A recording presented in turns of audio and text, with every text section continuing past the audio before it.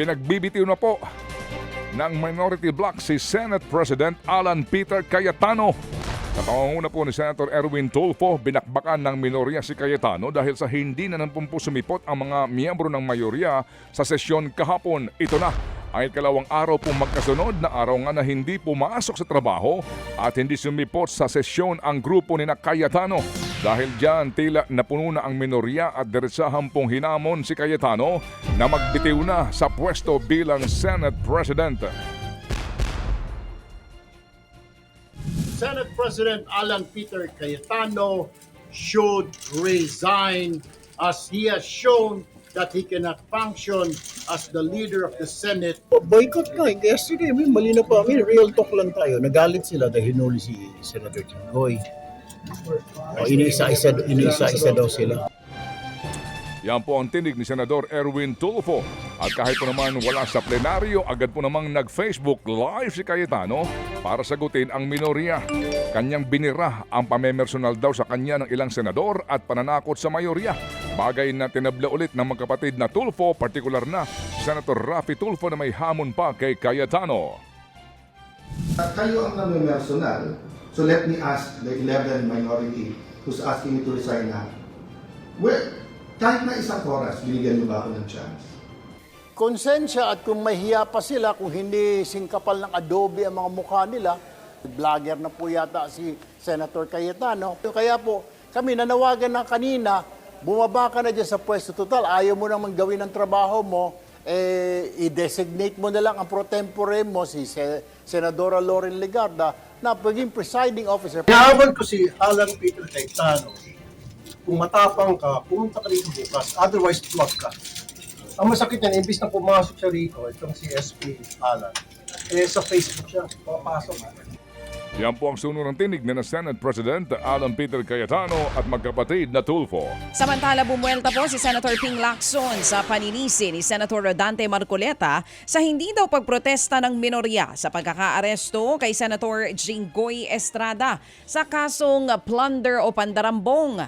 Ayon po kay Marcoleta, damdamin niya ang namayani ng suportahan sa pagsuko si Senator Jinggoy.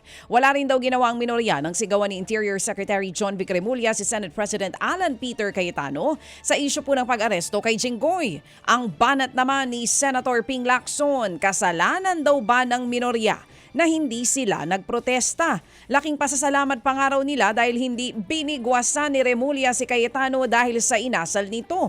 Nagpatutsadahan naman si Senator Robin Padilla kung saan dinamay niya si ML Party List Representative Leila De Lima. Ayon kay Padilla, magkaibang sitwasyon ni Senator Bato de la Rosa at De Lima dahil si De Lima ay konektado raw sa mga drug lord habang si De La Rosa ay konektado sa pag-neutralize sa mga drug lord. Ang buwelta naman po ng kongresista, wag siyang idamay sa baluktot na naratibo ni Senator Robin. Matatanda ang sumuko po ang nooy senador na si De Lima kaugnay po ng drug cases pero napawalang sala na po ito ng korte. Nagtatago naman ngayon si Ronald Bato de la Rosa dahil sa arrest warrant sa ICC. Kaugnay pa rin ang mga patayan noong drug war. Nagkomento na rin po ang palasyo sa patuloy pong bangayan ng mga senador.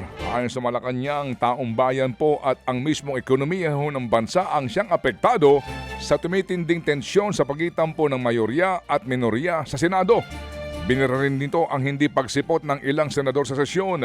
Binigyan din po ng palasyo ang mga panukalang nakabimbin at target sanang maaprubahan bago matapos ang sesyon ng Kongreso sa Hunyo 6 na hindi pa rin po umuusad ng dahil nga sa gulo. Sa isang pahayag naman, ipinunto po ni Vice President Sara Duterte ang kahalagan daw ng pagiging independent ng bawat institusyon. Giit niya, dapat daw po'y malaya raw ang bawat senador at kongresista na nakakagawa ng kanilang mga mandato. Kaya nababahala daw siya sa tila pagtugis ng gobyerno sa mga taga-oposisyon, bagay na pinalagan ho naman ng Malacanang sabay giit na kinakasuhan lamang daw ang mga dawit sa korupsyon. Hindi naman natuloy ang pagbasa ng sakdal kay Senator Jinggoy Estrada para po sa kanyang graft case dyan sa Sandigan Bayan 2nd Division kahapon. Pinagbigyan ng mga mahistrado ang hiling ng kampo ng senador na talakayin muna ang omnibus motion na inihain niya para maibasura ang kaso laban sa kanya. Hiling din ang kampo ni Estrada na dumalo Senado sa mga hearing via online. Makaapekto daw kasi ang mga pagdinig sa trabaho nito bilang isang senador.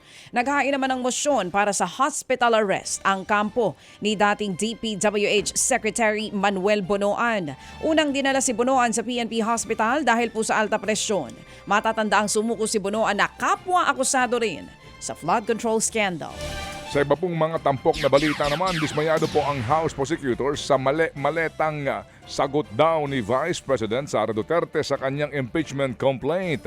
Magugunitang 5 maleta ang binitbit ng mga abogado po ni VP Sara sa Senado para nga isumite ang kanilang tugon sa mga reklamo. Pero ayon sa prosecution, pawang rehash o inulit lamang daw ang mga inilatag ng kampo ni VP Sara noon. Wala daw pong bago. Imbis kasing sagutin ang mga aligasyon ng maling paggasta